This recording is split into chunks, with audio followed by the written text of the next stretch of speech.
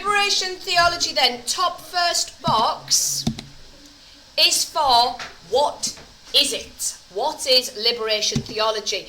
Liberation theology focuses on action first, orthopraxy or right practice, rather than belief, orthodoxy and right belief. Now, immediately, this opens up an essay where you can evaluate, because that is a very, very good thing. What it's recognising is action is more important than just having a belief. A lot of practices that we look at just promote thinking about doing the right thing, thinking about things using your conscience, making the right decisions, whereas this is specifically talking about acting upon those decisions, not just having a belief in God or a belief in whatever it might be. This is about acting upon it, so orthopraxy over orthodoxy. It requires Christians to reflect critically on their experiences in life, and it focuses on the experiences of the poor and sees Christianity as an opportunity to respond to poverty and other examples of exploitation and alienation in the world. This topic is about words: poverty, exploitation, alienation.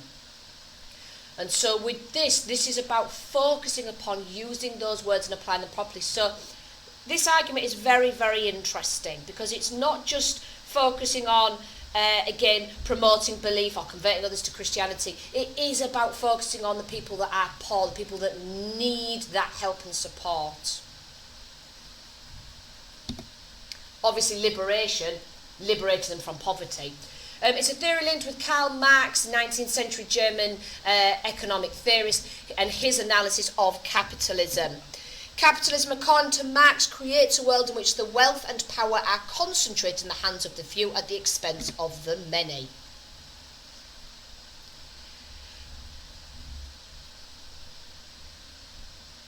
How this coverall is going to work is you are going to have what is capitalism. Also, first of all, what is liberation theology? What is capitalism? And Marxism? And then how does this idea of liberation theology and Marxism connect? So we're doing each one separately, then together. Box underneath then is split into two. One half for the top box, one half for the bubble underneath. Where did it all begin then? This was a theological movement that began in 1964, so we're talking about quite a recent development, when young Catholic theologians met in Brazil and vowed to find what the true Christian message was in the face of poverty in Latin America.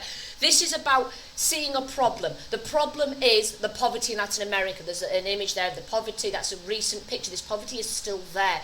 And so they met in Brazil, and as Christians promoting this orthopraxy, they thought, what can we do about it? It is therefore both an intellectual movement but also a practical one. Two members of the group became leading liberation theologians, John Sobrino and Gustavo Gutierrez. So Sobrino and Gutierrez being the main one we'll look at. So that bit goes in the first of the two boxes. The bubble underneath is for Paulo Freire, and so that bit goes on the side. He says liberation theology drew on the work of Paulo Freire, who coined the term conscientization. This is when a person becomes aware of the power structures in society. Conscientization sounds very much like conscientia, like Aquinas' conscience in action idea. Again, it does look very much like conscience as well. So this is when you are conscious, if you like, or conscious of the power structures in society. For Freire, education was not the movement of knowledge from one person to the next, but about finding ways to transform society. This argument is about making those changes Bob Geldof style. We're talking about changing the world. We're wanting to actually do something with meaning. And so what they really focus on is finding ways to transform society, specifically a society that is in depths of poverty.